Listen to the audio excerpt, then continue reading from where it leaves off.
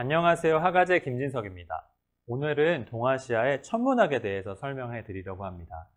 아침에 잠에서 깨면 어김없이 태양은 동쪽에서 뜹니다. 밤이 되면 매일 다른 모습을 한 달을 늘 다른 위치에서 마주하게 되지요. 이러한 상황은 3000년 전 동아시아에서 하늘을 보았던 선조들에게도 똑같은 상황이었습니다. 과연 그들은 우주가 어떻게 생겼다고 생각했을까요? 지금부터 저와 과거 여행을 떠나보겠습니다. 시작해 볼까요?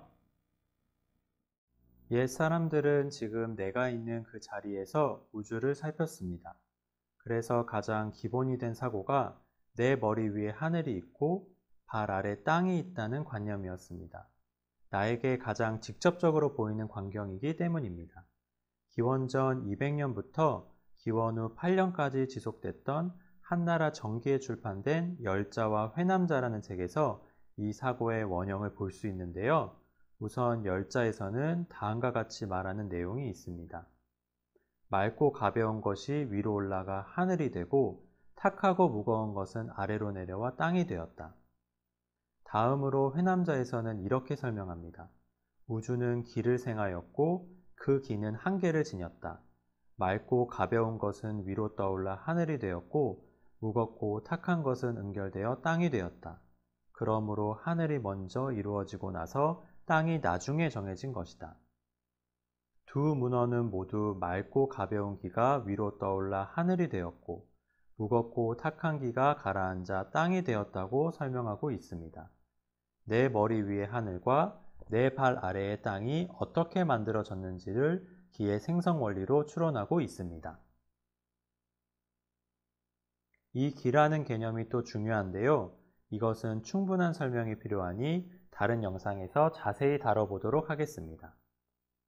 아무튼 이처럼 옛사람들은 내 눈에 보이는 대로 하늘과 땅을 위아래로 위치시키고 기를 통해 이것이 이루어졌다고 설명하고자 했는데요.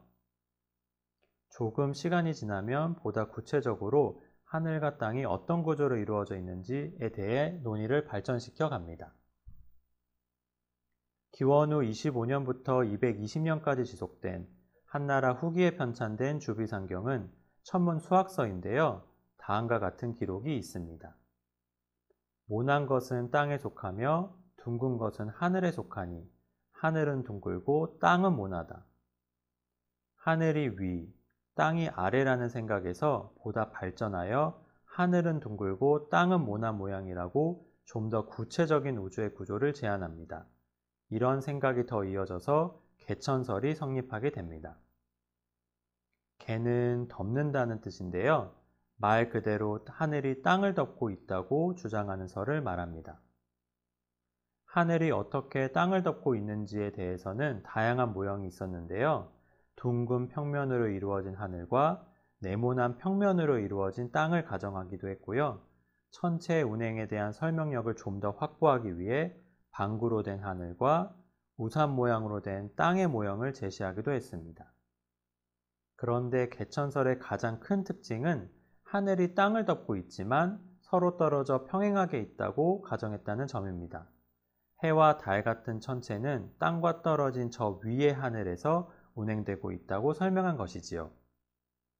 그런데 한나라 정기인 전한시기를 대표하는 사상가 중 한 사람인 양홍은 이러한 개천설에 대해서 다음과 같이 반박합니다. 만약 하늘은 항상 높고 땅은 항상 아래에 있다면 해가 수평면 아래에서 뜰 까닭이 없다. 이로써 개천설은 들어맞음이 없는 것이다. 양홍이 반박한 내용이 무엇일까요? 남쪽을 바라보면 태양은 항상 동쪽 하늘 지평선에서 뜨고 있음을 나의 두 눈으로 확인할 수 있습니다. 그런데 개천설의 핵심은 바로 하늘이 언제나 땅 위에 위치하여 땅과 떨어져 있다는 것입니다. 이렇게 되면 하늘에 있는 태양은 항상 땅과 떨어져서 그 위쪽에서만 움직일 수 있습니다. 그런데 어떻게 태양과 달이 마치 땅 위에서 솟아올라 땅 아래로 내려가는 것으로 관찰될 수 있는 것일까요? 양홍은 개천설이 이러한 현상을 설명할 수 없다고 비판한 것입니다. 이러한 개천설의 여러 한계를 극복하는 과정에서 유행하게 된 또 다른 모델이 있었는데요. 그것이 바로 혼천설입니다. 혼자는 뒤섞여 있다는 뜻입니다. 하늘이 두루뭉술하게 땅을 감싸서 땅이 그 안에 섞여 담기듯 포함되어 있다고 주장하는 설입니다. 한나라 후기인 후한시대의 과학자 장영은 혼천설에 대해 다음과 같이 말했습니다. 혼천은 계란과 같은데 천체는 탕한같이 둥글며 땅은 계란 속의 노른자 같아 하늘과 떨어져 하늘 아래 있으니 하늘은 크고 땅은 작다. 하늘의 안팎에는 물이 있는데 천지는 각각 길을 타고 세워져 있으며 물을 싣고 떠 있다. 이 말만 들어서는 헷갈리시죠? 제가 그림을 그려서 설명해 보겠습니다. 개천설과 다른 혼천설의 특징은 하늘이 땅을 감싸고 있다는 점입니다.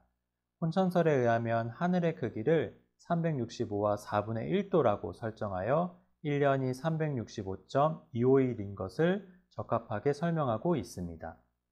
또한 태양은 하늘 아래 매여 있어서 하늘을 따라 움직이다 보면 땅 아래로 내려갔다가 다시 올라오는 궤적으로 운동을 하게 됩니다. 개천설이 해가 왜 지평선 밑에서 올라와 다시 지평선 밑으로 지는지 설명할 수 없다고 말씀드렸는데요. 혼천설로 이 문제를 설명할 수 있게 됩니다.